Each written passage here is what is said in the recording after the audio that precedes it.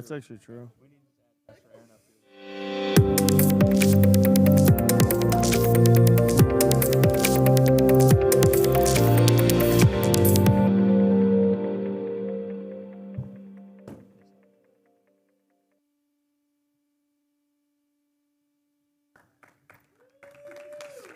Okay, yeah, I guess we are on.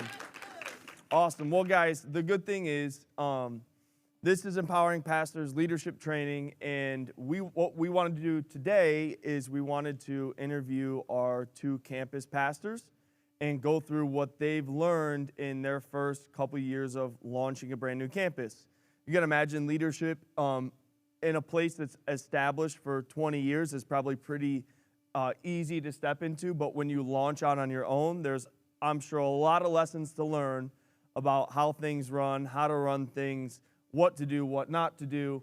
So I thought it'd be really awesome to interview them today about some of their biggest lessons in the first couple of years in leading a campus and get some insight. I think what we can learn from other people we can apply, and what they did wrong we can make sure we avoid. And it can be very helpful in both ways. So we'll start it off, and if you have any questions, you can message me, and I'll ask them if they're applicable and they make sense. If they don't, I'm just going to scoot right over them. But we're excited. Thank you guys for watching online, and I believe this will be really helpful. So I guess we'll just jump right into it. Number one, what is the biggest thing you learned about leading in launching a campus so far? Like, what's your number one lesson that you've learned in leading a campus in terms of leadership, not in campus leading, but in leadership? Right. So first, we'll just take a second and kind of because not everybody knows who we are, especially those that are watching online. My name's Chad Spencer. We launched the Ithaca campus, I think 3 years ago. I don't even know anymore. It feels young, but we've been at it for a little bit now. Yeah. But we launched the Ithaca campus, and it has been an amazing ride.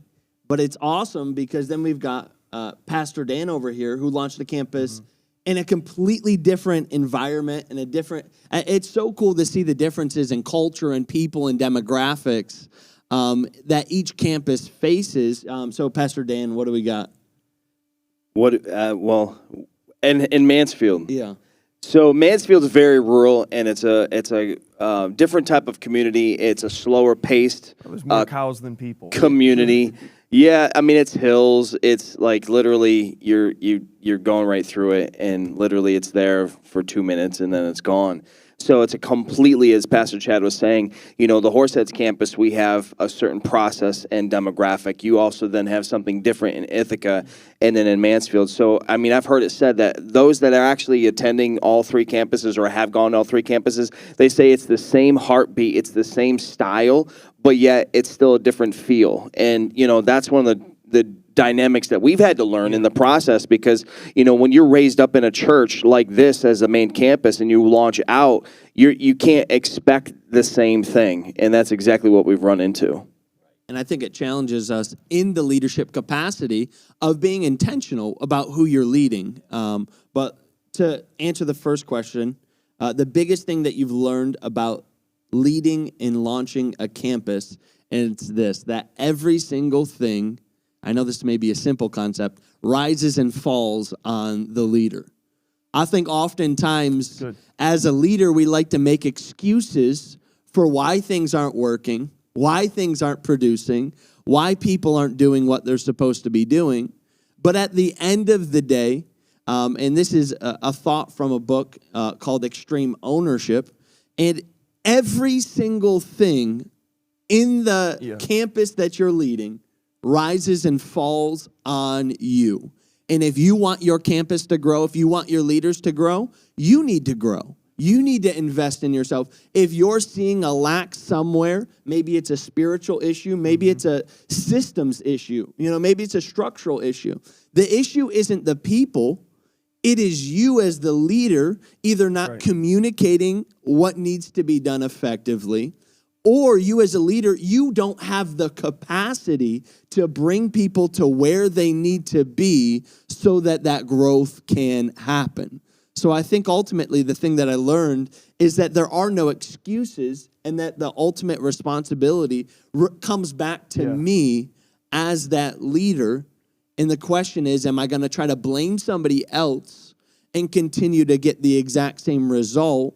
Or am I going to take ownership and say, this is something that I need to do? Case in point, last week we have a staff leaders meeting.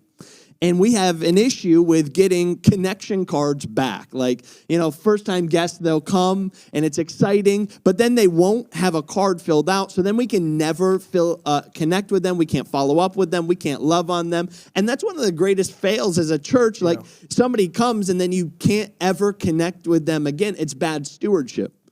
So my team was asking, Pastor Chad, what do we need to do? We need to change this. We need to change that. We need to do this. And I looked at him. I said, the system is not broken. The system is completely set in place. Everything we need to do is right there. We're just not following it. And that was my downfall because I didn't keep pressure on, especially during COVID times. I released it. So then everybody kind of did their own thing. Right. So I took ownership. I communicated to the teams that need to be communicated to. And then this week, we got every single card that was needed for every single guest that walked through. I think it's a lot of times easy to blame others, but the ownership comes back to you as the leader. Yeah, that's good. And I would actually buy that book 100% every single time, Extreme Ownership by Jocko Willink and Leif Babin. You steal my drink? Yeah. But it's a phenomenal book. And then if you don't like reading books, they have podcasts and audiobooks. The audiobook is actually great because they have like firefight noises in the back and they have these like gruffy Navy SEAL voices. It's a good listen. But yeah, buy the book. It's great. Pastor Dan, what do you got? So for me, what I would have to say is that I quickly learned that no matter what I knew and had been taught, that it really doesn't entirely prepare you for the real thing, and bouncing off of me with Pastor Chad, it's like you are the one. So, the doubts, the fears, whether it be fear of failure, different things, the faults, the questioning, it all becomes very real when you are the one. And so that whole thing just really launched me into a place of like, questioning, is this what I really should be doing? And everybody goes through that process. It doesn't matter what platform you're in. It doesn't matter what, level you're at. You still question your leadership capabilities. You question, am I capable of doing this? Am I able to accomplish this? And, you walk into it excited because, it's a whole new, ball game. But man, when it really grabs a hold of you and you're like, I can't really keep putting the blame on somebody else. I can't, like the buck stops at me. I have an oversight, but at the same time, I'm the lead, man. Mm-hmm. And so it put me into a different place mentally where I had to sit back and just simply say, you know what? I am responsible and I am accountable. And that doesn't matter what leadership capacity you're in, and that's one of the things. Like I've been in full-time ministry. That next month will be 11 years. And, I served in multiple different things. But being a campus pastor, wow, it was an eye opener for sure. What was it like to like feel the weight and like that first maybe 3 months of like, there's probably like a honeymoon phase where this is awesome, and then you readjust and it's like, oh my gosh, if this fails, it's my fault. Well, I think the biggest thing that I realized was the excitement was there, the initial stages was there, but then you're like thinking of all the ins and outs of the launch, and you're like, we got to do this, and this, and to make it effective, make it impactful, and because you're launching out not with the expectation of having 40 people show up. You want to have 400 people show up. That's what you want. You want to go into it with an expectation that you're going to be successful from the launch. But I think for me, it was that honeymoon phase, but then it just kind of like started drifting into, man, this is not easy because you're dealing with a whole new thing. Like you're talking where I was a part of building teams here at the main campus where, it was not abnormal to have 75 people that or more that sat under, my leadership. But then at the same time, I'm going into this with a fresh new thing. Like I'm building new. Yeah. And so when I started to really grab a hold of that, I'm like, oh my goodness, this is brand spanking new. Like I didn't even know, so when it hit me, oh man, it was like a slap. I think I got slapped twice actually, once on each side. Ah, Yeah. I mean, for me, it was actually not when everything was going right, but it was when you kind of hit your first obstacle, something like COVID, where, you didn't have in-person church for a few weeks. And when things didn't go right, you realize, like, nobody's here to save me, right? Like, nobody's going to, like, swoop in and be like, hey, Chad, this is what you're supposed to do. Right. And, let me just come in and just, like, help out. Let me teach a few. We'll align everybody. We'll sort this thing out for you. But it's kind of when things started to go wrong, you realize that you are the steward, right? And that you are the one that's going to have to give the account to God. And if things aren't producing, it goes back to my first point. It's that nobody else is to blame but you. What are you stewarding, and are you being a good steward? You know what I did? You know what I was doing in my mind? You cried? yes. Well, no, I didn't Yes, he cry. did. I didn't He cry. did. Yeah, no, I was close to. No. So what I did is when I launched out the campus, I was thinking to myself, I'm not the senior pastor. I literally didn't see myself in the capacity of a senior pastor, because I looked at Pastor Spencer as the senior pastor. But yet I realized as I progressed that I was like literally the senior pastor of the Mansfield campus. And Pastor Spencer was my oversight. So initially launching out into that, I had this like mindset like, well, the buck still doesn't stop at me. But then there was the eye opener. Yes, it really truly does. Yeah, and when you understand the leadership of Pastor Spencer, he's very hands off and really lets Very you laissez-faire. have the freedom to do what you believe God's calling you to do. So that's good in some scenarios, but in other scenarios, you're like, oh, crap. So you need to really know what leader, you're serving under and how they operate. Because if you were to always have that mindset of, well, it doesn't stop with me, things won't get done. Right. But you may have a leader that's over you that does want to be involved in those day-to-day leadership decisions. So you have to know who you're serving in that capacity to know how to steward it. Let's make this applicable to other people in the room, because not everyone's going to lead at campus. So, what was it? Because you're saying extreme ownership. You're saying, what was it when it goes from like honeymoon phase, or some people would call it like the shiny object phase? Mm-hmm. What does it take to get to not quit in that transition? Because that's, I think, where most people quit is it's too hard, it's too tough, I don't like this, it's more work than I thought, the pressure's too much. What does it make it so someone doesn't quit? I think for me, the ground level is, what did the Lord speak to you? Good. What did God put in your spirit? I've come to conclude on a lot of times when people say that they're called to do something, you got to manage the discernment of whether or not it's their flesh or their spirit. Because there's people that want to react and respond emotionally, and then next thing you know, when they bounce in like 4 months, 6 months, like, don't bounce. Like, literally commit yourself. If the Lord put it on your heart and a passion in your heart to do something, do it. No matter how hard it gets. A lot of people are just going to give up because they don't feel like they can do it. Listen, if I was going to give up, I would have given up in 6 months. Like in 9 months, okay, when we launched our campus, 9 months later is when we hit the pandemic and shut down. Like, how hard is it to grow a church campus, when you're not even 1 year in and you run into a pandemic? But I can't use that as an excuse to why we still stay at a lower, place. So I think that's the big thing is, staying at the ground floor, what did God speak to you? What did God put on your heart to do? Because that right there, you should have the fear of God in your life that you can't run away from it. You can't walk away from it. You can't dismiss it until he says otherwise. It's good. And it's basically the exact same thing for me. It's vision, right? Vision is rooted, in a conviction, and it creates passion. And then it releases into vision. And your conviction is something that can only be established by God. And you may say, well, how can I do hard things? Only through God, right? How can I stick with something even when it seems impossible or even when it's difficult?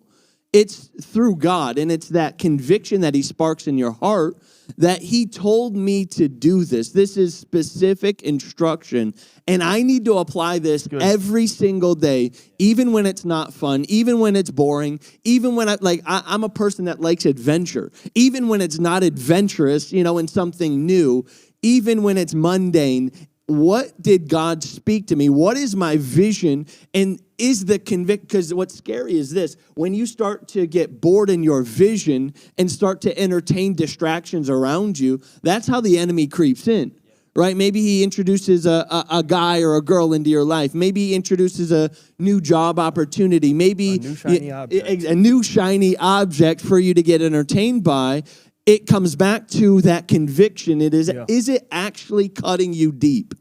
Right? Do you actually cry over the souls that are going to be impacted through your life? Do you actually feel what people are feeling? Do you actually believe what you were sent to do? Or is this just you taking up space towards something that seems interesting? I think a lot of people, they like good ideas, but they're not necessarily God ideas. Oh, yeah. Right? I posted this yesterday. Just because I can doesn't mean I should. Mm-hmm. Just because you can do something doesn't mean it's the vision that God's placed in your heart. Just because you have the ability doesn't mean it's God. God will speak to you a vision that will be birthed out of a problem that you see in this world. You are a solution to the world that we live in. And that's what births vision, right? That connected with God. I just want to make sure that we give credit to the author of all those statements, Miles Monroe. Dr. Miles Monroe. He's good. He's the best. All right. What is the biggest mistake that other people could learn from so they don't make the same in leading, not in launching a campus, but in leading? You just skipped number 2, but we'll go down it. No, that's all right. The order on Hey, I like it. Keeps us on our Keep it toes. spicy. All right, so for me, the biggest mistake would be, as far as leading, would be not delegating quick enough. For me, I'm a server. For those that know, before I went into full-time ministry, I served Pastor Spencer as his armor bearer for 5 years. And so, doing that, you are just so ingrained in serving, so ingrained in doing, so ingrained in, just doing the work. And so for me, it was just different because I didn't delegate quick enough. But, for me, it wasn't about trusting people. Yeah. I can trust people. But for me, it was more of a, I'm asking somebody to do something that is a volunteer, whereas, I'm paid, so to speak.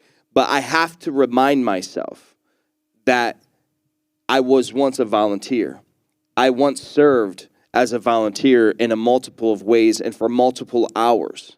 And so because I served for that long, again, it just brings me back into understanding, like I did it without any desire for compensation.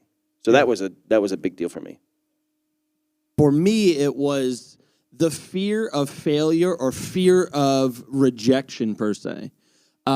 Because ultimately, there's unlimited things you can do in life, right? But just because it's out there doesn't mean, number one, that you should do it. But number two, you have to know that it's instructed by God. And so I think one of my greatest concerns with coming out there was like, I don't want to be perceived in a certain way by people. I don't want to put myself out there just to get rejected. I don't want to, do something wild and radical and it just falls flat. And so I think a lot of times when it comes to vision, we lower our standards because we're afraid of the result. Whether, some people are even afraid of success and what that looks like and all of the other things that come along with that. But it was ultimately fear when it came to brainstorming about like, okay, God, what do you want this campus to be? Okay, God, where do you want this to go? And it's funny because as we're having these thoughts, we're literally negotiating a $4 million deal with the building owner on a rent-to-own basis so that we can own this $4 million building. But all throughout the process, it's a fear per se that, well, what if this doesn't work out? What if somebody, doesn't agree? What if people think we're dumb for doing this? What if people, don't like us because of this decision that we made? There's all of these other what ifs around it.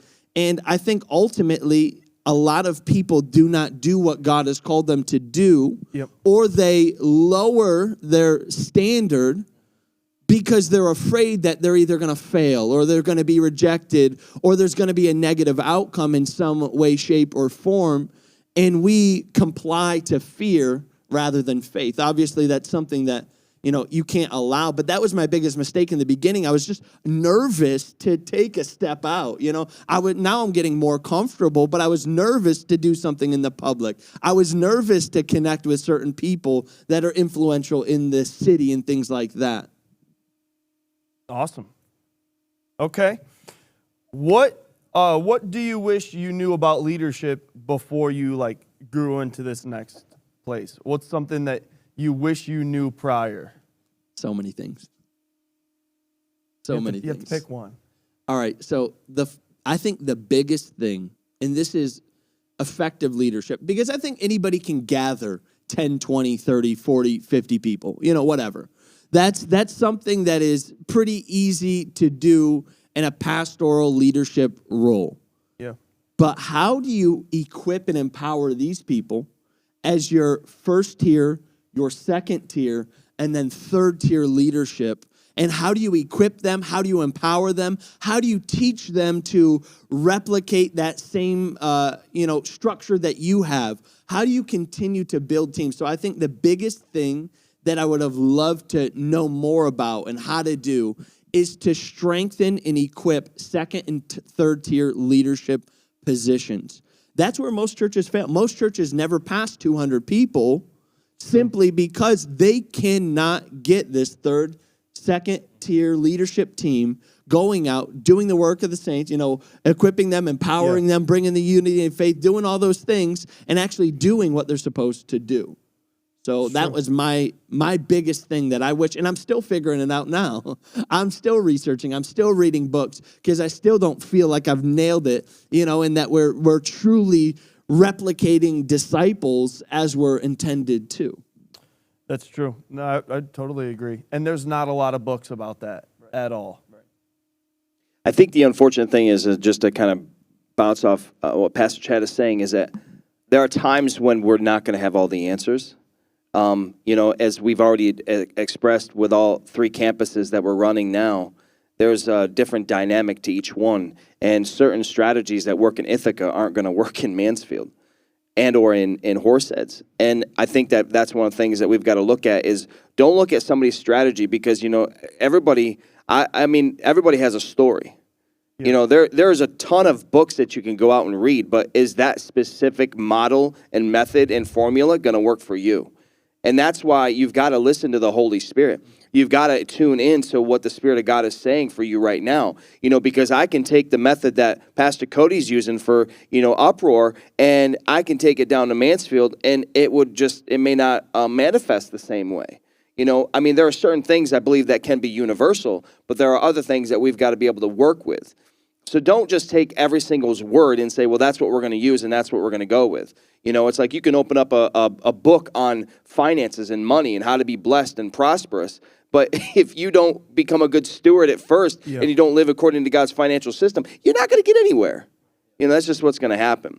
But to answer the question on my end, for me, as far as what would I wish I knew about leadership before launching a campus, I think for me is basically how to deal with the shortcomings of not seeing the results you're believing for. Often the blame, I put the blame on myself. But as we know, people are going to choose to do what they want to do for themselves. Yeah. But for me, it was like when you don't see the results that you're believing for, because why do we go into leadership? We go into leadership because we believe that it's inside of us, because we want to lead people. But yet you also go in with the expectation of getting results from the people that you're leading. Mm-hmm. And so if you don't get those results, what are you going to do? You're going to look in the mirror. You're going to look at yourself and try to figure out, I believe that we should evaluate ourselves to see if we're the problem, of course. But at the end of the day, we've got to, really ask ourselves, okay, is it really something that's wrong with us?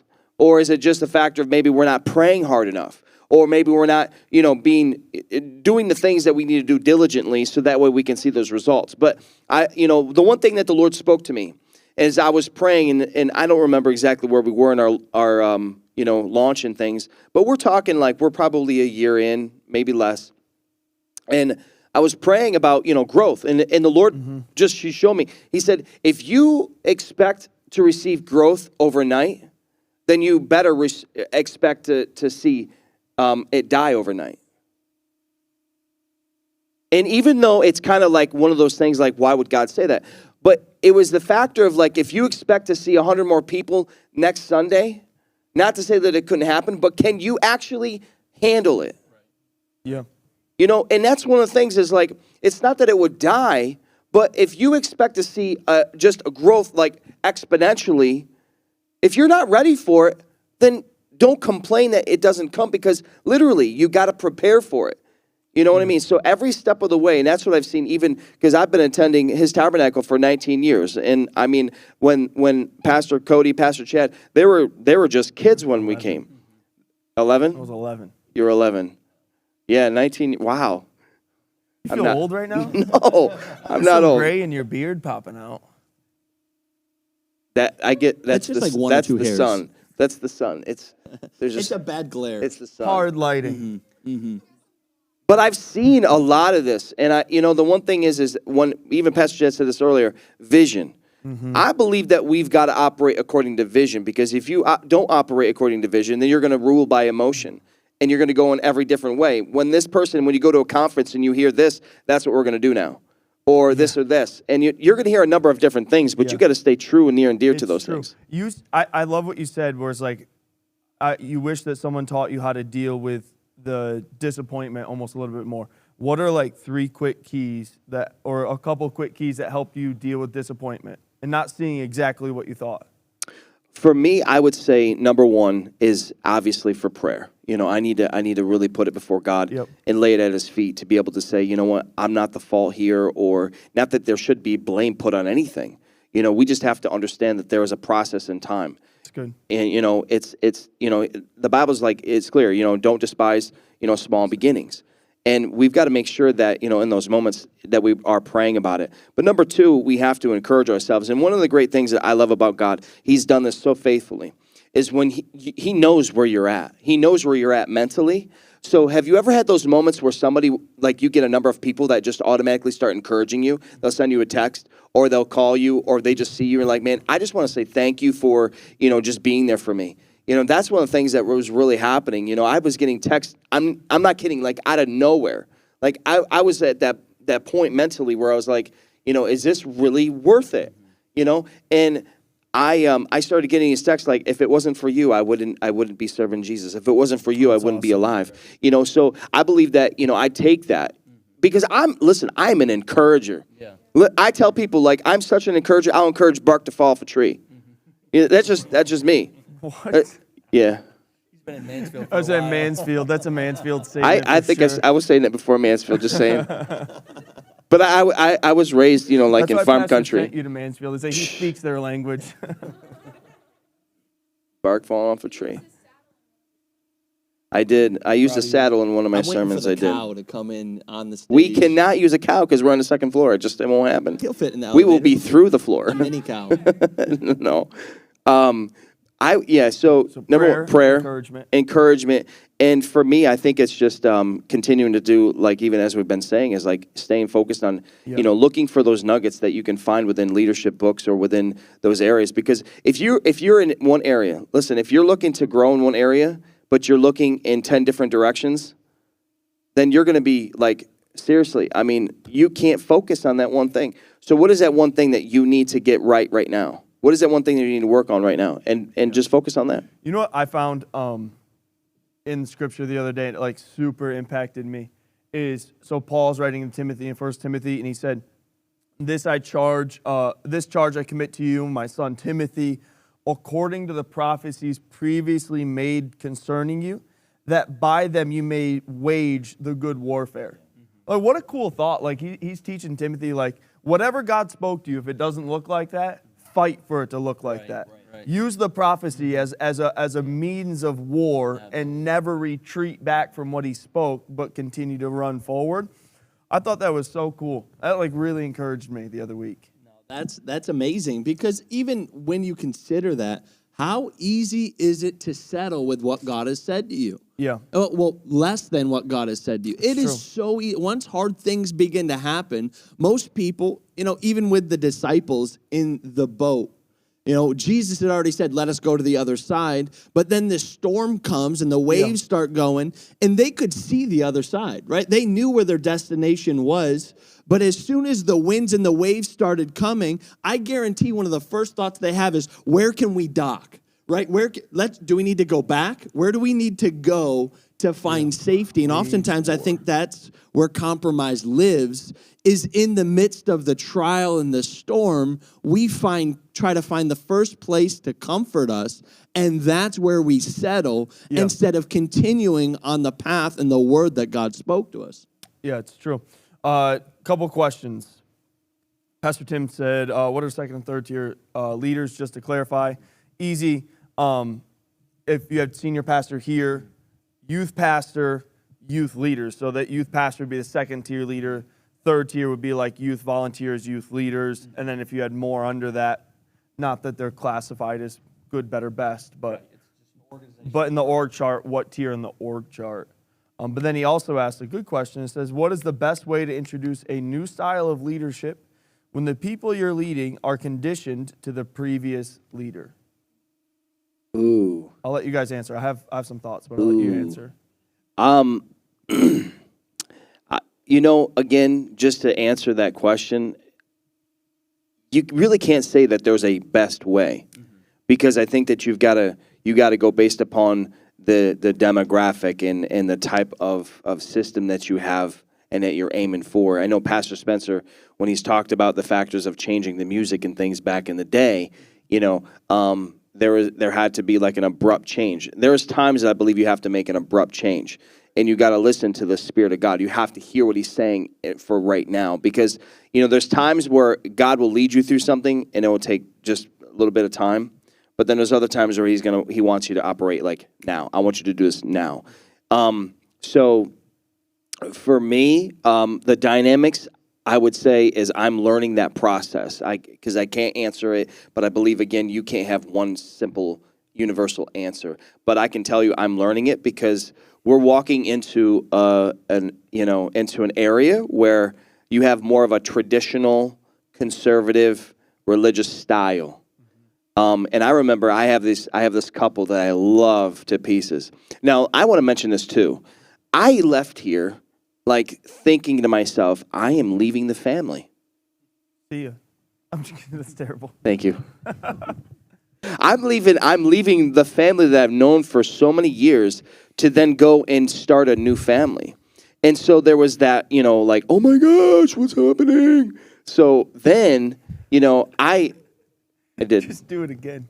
Oh my gosh, what's happening? But I got down there, and I can tell you though, 2 years in, even 6 months in, my wife and I both will tell you that we can't imagine life without our Mansfield family, And so people from Horseheads, they call them their cousins, but either way, it was, dang, I lost my train of thought. Your fault. It is my fault. What was I talking about? Not cows. Oh, the style? Oh, so I got this couple. That's right. So I got this couple. Thanks, guys. I appreciate it. You're welcome. Teamwork, support. So I got this couple that they come out of a Presbyterian background. And, obviously a Presbyterian background, they're more liturgical, they're more traditional. And they're coming in and, they just sit there. But now they're moving, they're clapping, they're excited. And then they're like, well, we don't do groups. We don't do extracurricular things. But now they're like the first ones there. And so what it is it gradually changes. Do not expect for overnight results. Do not. Stay consistent. Be consistent. Continue to speak vision. Vision has always got to be spoken, because if you're speaking about where you're going and you're 5 years before that, Like, it's still, people are going there. I can tell you right now, this building, I believed it was in the vision because that's what was spoken when we were down the road in a much smaller church building. So what I can tell you is I've seen the vision manifest to where we're at. So that means that the next phases of what this vision has, I know it's going to come to pass. Why? Because every single step of the way has already come. Yeah. Again, there is no one answer. It's so situational. It depends on the people. It depends on what type of leader was before you. It depends on your leadership style. So I don't believe there's just a blanket, this is the answer. But I can give a situation when we came in to Ithaca. There was actually an existing church of about 12 people that we absorbed.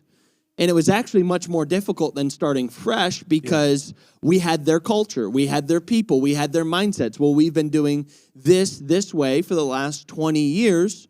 Who are you to change it? And in this situation, again, just the dynamics of how it happened. You know, the previous pastor was caught in a level of moral failure. He was no longer the pastor there. These people, they dissolved their 501c3, and they came to our 501c3 under our church. So although they felt like it was still the exact same church and it was their previous thing, it wasn't. So I had to, for a period of time, with great love, become a bulldozer for a little bit, all right? And it's, again, this isn't always the answer. But in this situation, we still applied the 5 levels of leadership. Number 1, right, there's positional. But then I had to get to level 2 for them to actually trust me to follow me where I was going. Yeah. So I had to spend time, I got to spend time with them, right? One of the best things we did is when we took down a wall that was separating and we made a bigger sanctuary, I was there every single day working side by side a lot of these people. And I got permission from them, and they began to trust me and trust where I was bringing them, while the exact same time I was destroying every cultural thing they had. You know what I mean? They had a mural on the wall that was like sacred, and I don't blame them. And this is no insult. This is just all that they were used to and all that they knew. But I knew that wasn't what we needed to build off of. So we took pictures of it, but I broke that wall down. Tell us how you really feel, Pastor Chad. But for real, it was a bulldozer period. And some people didn't like what I was doing, and other people were in full support. But I loved every single person. I went out of my way for them. I gained positional leadership in their life. I gained permissible leadership in their life. And they began to trust me. And there was one person, and it's actually funny, last week they showed up to our church, one person through that transition that did not stay with us and are not completely core members of our congregation at this point. So it will be different for everybody, and it may look different in different situations, but in that period of time, I think you still always have to go back to the 5 levels of leadership. Nobody's going to follow you if they don't know that you love them. They're not going to trust you if you don't give them a reason to trust you. So a lot of time, it's quality time initially to just show them who you are. Right. Show them, that you're willing to go the extra mile. Be the first person there. Be the last person there. There's a period of time where you have to buy ownership, right? And you have to buy loyalty. But there are people now that they'll do anything that I ask, and I want to lord it over anybody, but they'll do anything I ask because they've seen me, right? They've seen me sweat. They've seen me do the hard things. They've seen me love people when they didn't deserve to be loved. So, when you bring change, there's a plenty of different styles. Yeah. But you have to do the 5 levels of leadership. Yeah, I was going to reference the same thing. It's just if people don't know you care, they don't care. Yeah, absolutely. So it's time spent. It's winning hearts. If Pastor wants this done before 1 o'clock. It's 12:40 now. So we are not going to answer any more questions. But thank you, Pastor Dan. Thank you, Pastor Chad. Thank you guys for watching online. We appreciate you. And Pastor Spencer will be back next week with another session for EP. If you want to watch anything in the past, you can go right to YouTube or the Facebook. There's years of content on there. And also, we've been talking, and I know that we are going to be hosting Empowering Pastors again this coming March. So dates and details will all be coming out soon. So if you're watching online, hey, global pandemic kind of crushed it for 2 years in a row, but we're going to be back, and we're excited about it, and we can't wait to release some details to you guys. So have a great day. We love you, and have a good one.